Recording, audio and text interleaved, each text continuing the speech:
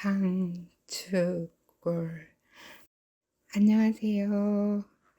오늘은 김사도요한의 아버지 김백심 암브로시오가 막내 아들의 순례를 허락하기로 맘먹고 회상하는 장면 들려드릴게요. 김백심의 회상. 큰아들 성혜와 작은아들 성선은 살림의 미천이나 다름이 없었다. 결혼을 하여 얻은 두 아들은 어느새 장성하여 김백심에게 큰 힘이 되어 주었다. 함께 기도를 할 때면 마치 작은 교회를 이룬 느낌이 들었다. 여기저기로 이주하여 터를 잡고 살면서 화전을 일구고 집을 짓는데도 큰 몫을 하였다. 착실한 두 아들에 이어 막둥이로 태어난 사도요한이 신학교에 들어가면서 김백심은 천주님께서 막내 아들까지 주시어 순교자 집안답게 집안을 영광스럽게 해주기 위해 자랑스러운 아이를 태어나게 해주셨다고 생각하였다. 모범적인 신앙 가정 공동체를 이루며 자랑스럽게 살아가고 있었다. 그런데 주님의 뜻은 그게 아니었던 것일까? 김백심은 자신의 부친께서 참수당하시고 강원도 평창으로 유배령이 떨어진 형님과 함께 쉽지 않은 인생을 살았다. 세상 사람들의 눈을 피해서 형님과 함께 천주님의 책들을 필사하여 교우들에게 나누어 주었고 자식들에게 그 책으로 교육하고 신심을 키워 주었다. 그러던 시절이 엊그제 같건만 어느새 나이가 들어 그 신앙을 자신의 자식들에게 물려주고 있는 것이다. 김백심은 지난 날들이 병풍처럼 펼쳐지는데 눈가가 촉촉이 젖어온다. 먹자 없이 살아온 세월들을 생각하면 참으로 고통스러운 세월이었다.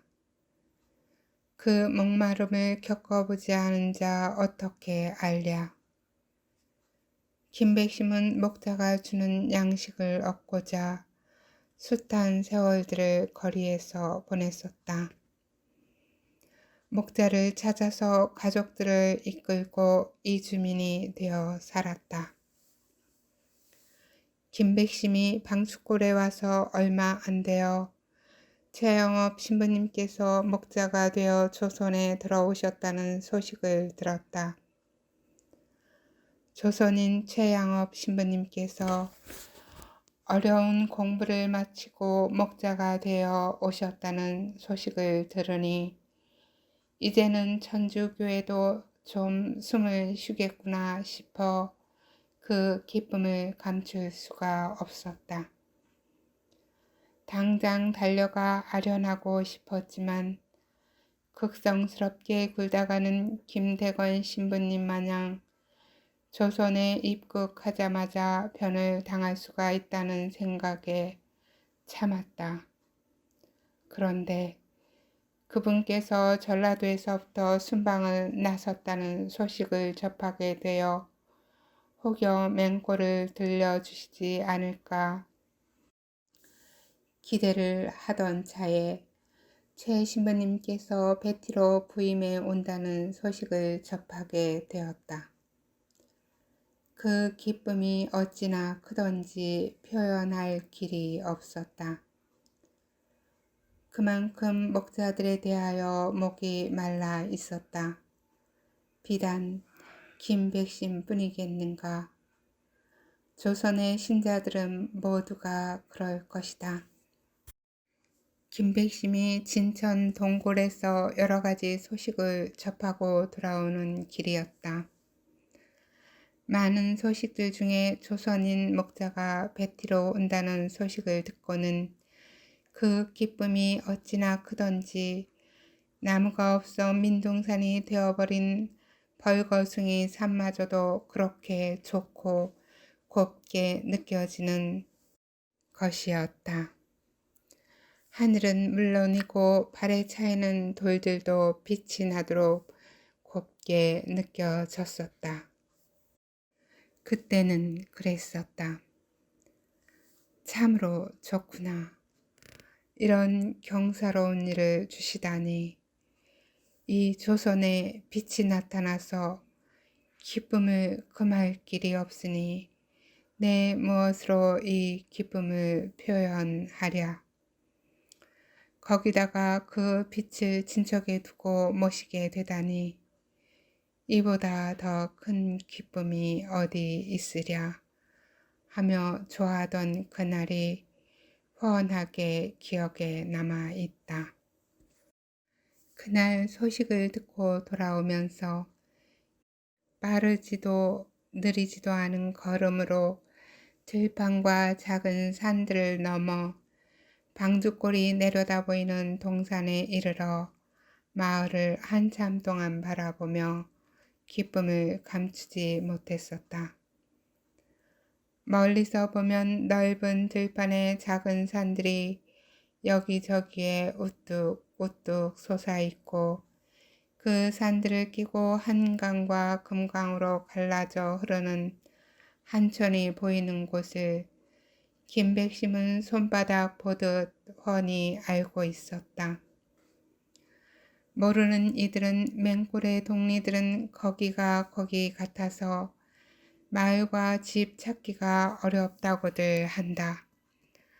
더구나 야산이 많아 야산 밑으로 옹기종기 모여 있는 마을들은 외부 사람들의 눈에는 잘 띄지 않아 천주 교우들이 살기에는 더없이 좋은 곳이다.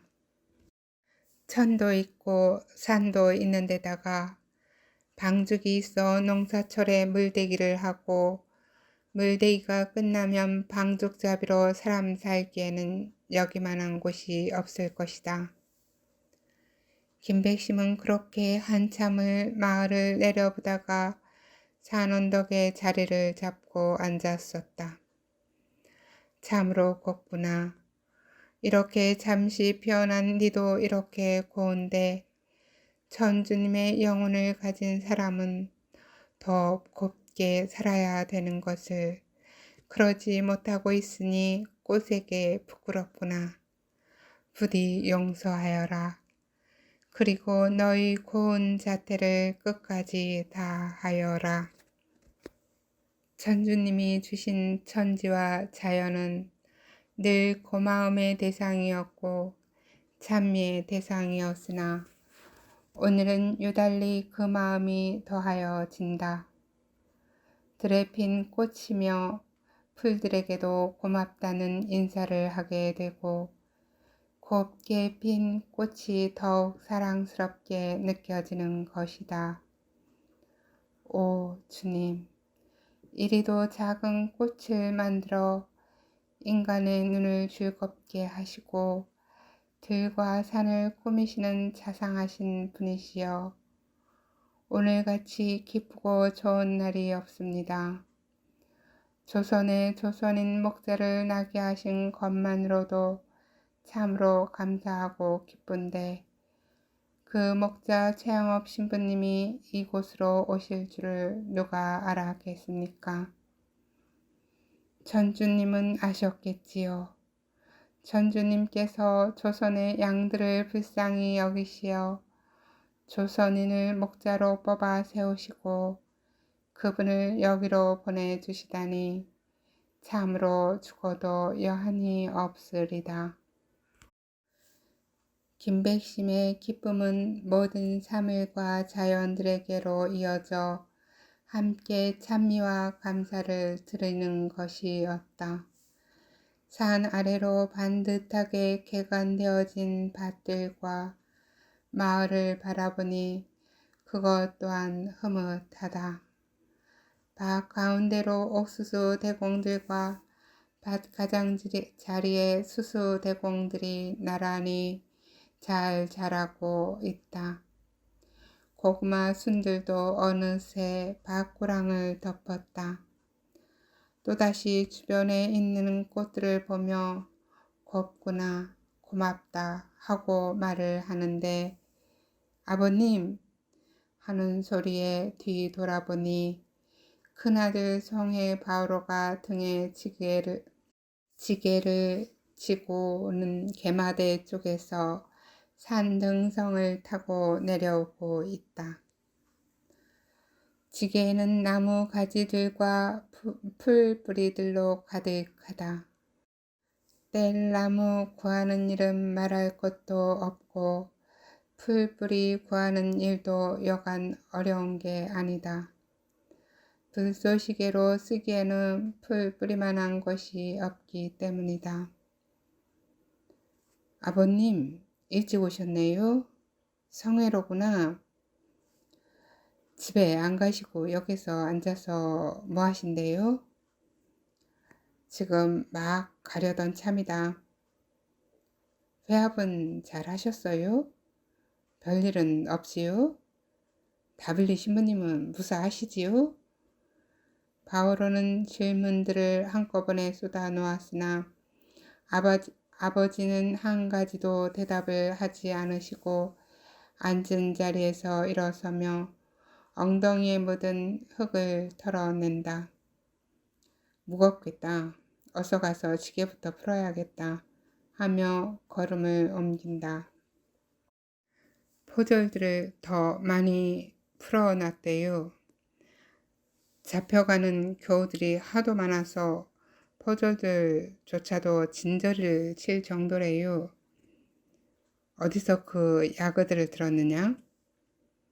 접대에 장에 가던 날 장터에 방 붙은 걸 봤어요. 누구든지 천주쟁이들을 고발하는 자들에게는 포상을 하겠다고 붙였는데 사람들이 그러더라고요. 천주쟁이들이 하도 많아 포졸들 힘만으로는 소탕하기가 어려우니 백성들의 힘을 빌려서 하는 거라고 하대요. 방에 붙은 내용이 무시무시해서 대역죄인인 천주쟁이를 뿌리 뽑으려 한다고 해요.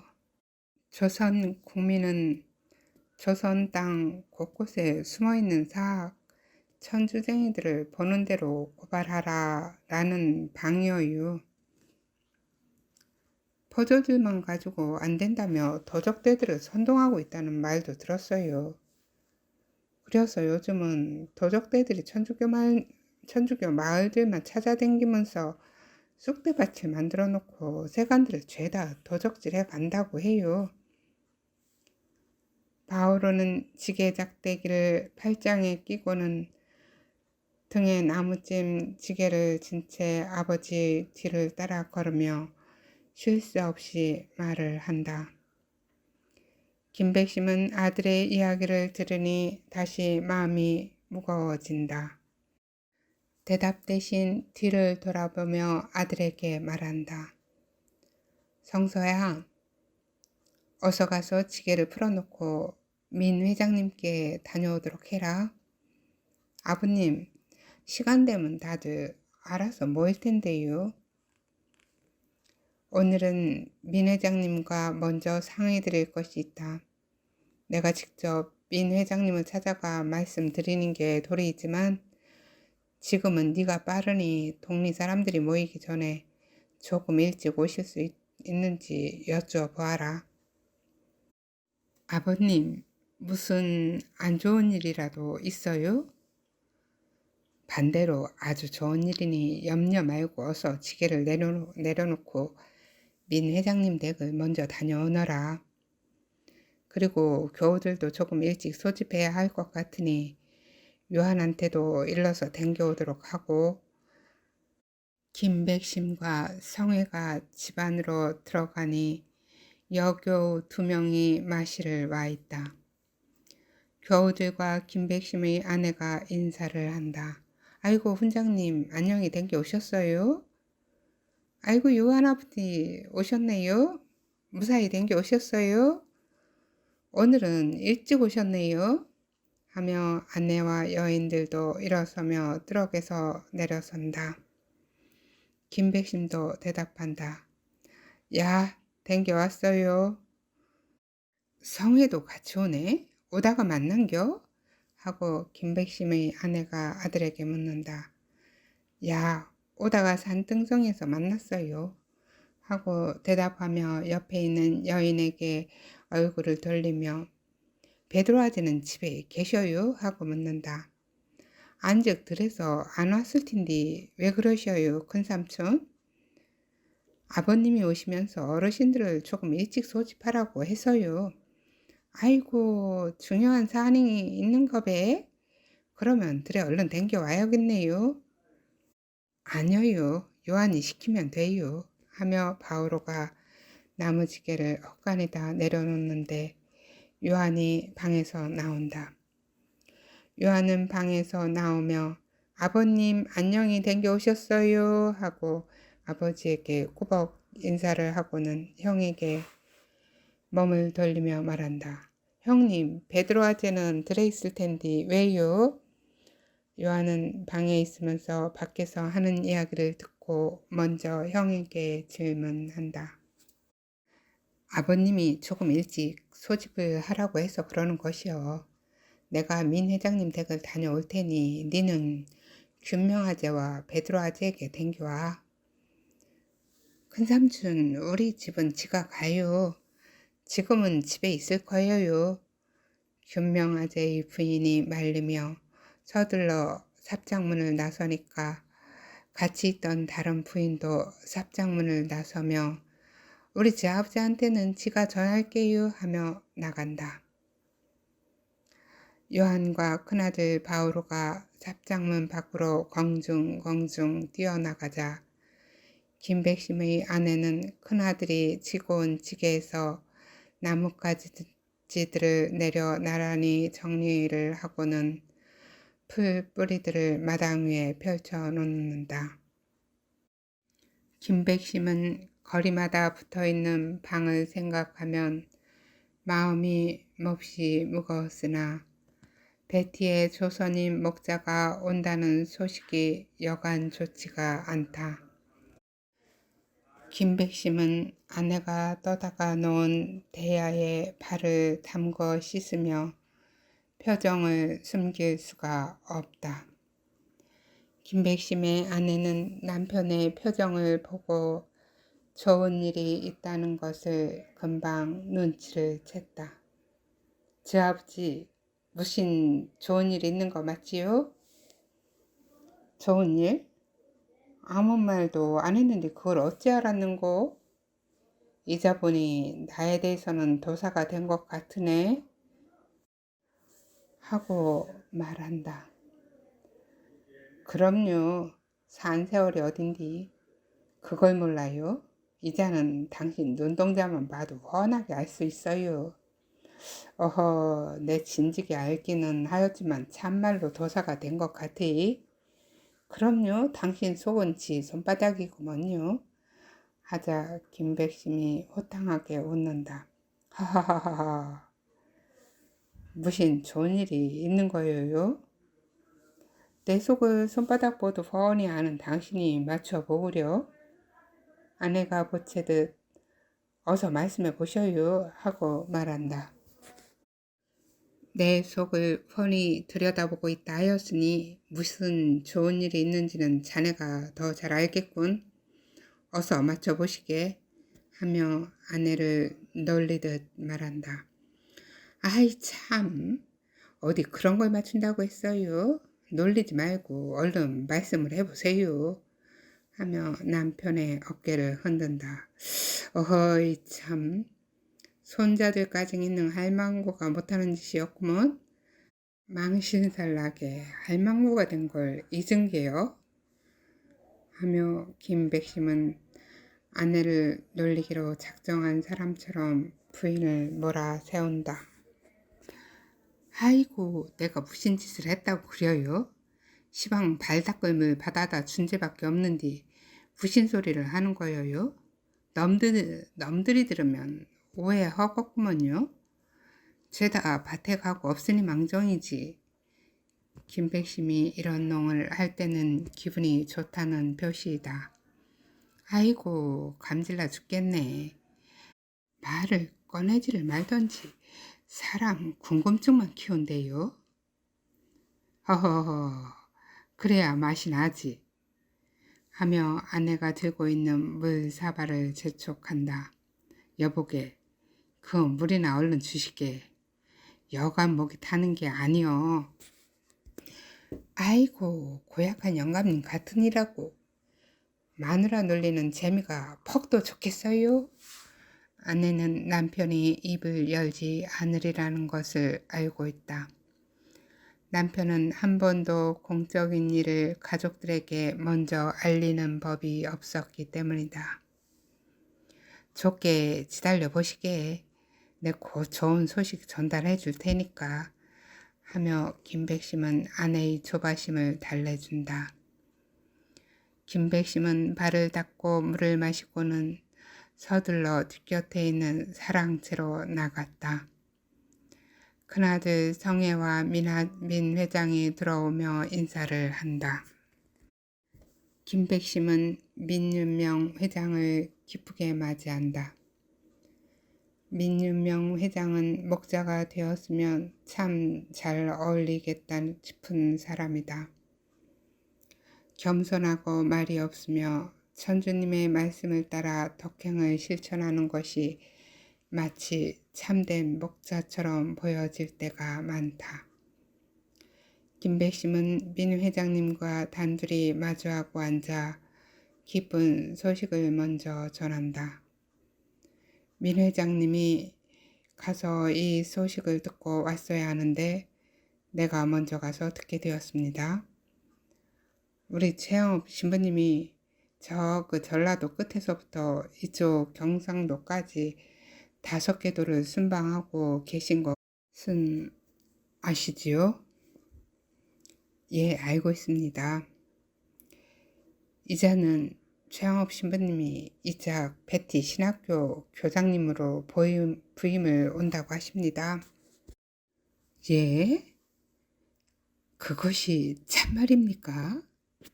참말이다 마다요. 이런 경사스러울 때가 있습니까? 그러면 다빌리 신부님은요? 다빌리 신부님은 부주교님이 되셨습니다. 참으로 경사가 겹치었군요. 요즘 하도 삼엄하게 감시를 하고 있어 걱정이 많이 되기는 합니다. 거기다가 민간인들까지 포상금 받겠다고 천주교들을 잡겠다고 저러고 있으니 더 걱정이 되어 이 사실을 교우들에게 어디만치 이야기를 해야 할지 모르겠습니다. 말이라는 게 갔다 가다가는 천리도 가고 들어가지 말아야 할 곳에도 들어가니 말입니다. 다빌리 신부님은 무엇라고 하십니까? 아니 부주교님은 무엇라고 하십니까? 교우들에게 입 단속을 단단히 시키고 알려도 된다고는 하였습니다. 교우들에게는 참으로 기쁜 소식이어서 너무 숨기고만 있을 수도 없습니다. 그리고 함께 입을 모아 신공을 바치면서 숨길 수도 없는 일입니다. 그리하여 공지하는 게 옳은 듯 싶어 다들 모이라고 하였습니다. 부장님께서 직접 말씀을 잘 전달해 주시는 게 좋을 듯 싶습니다. 회장님이 마땅히 해야 하는 일이지만 이번엔 제가 전달을 하겠습니다. 그리하여 김백심과 민 회장은 문을 열어 교우들이 들어오도록 하였다. 하나둘 사람들이 들어오며 인사를 한다. 감사합니다. 오늘은 여기까지예요. 내일 또 재미나고 좋은 이야기 들려드릴게요. 사랑합니다. 축복합니다.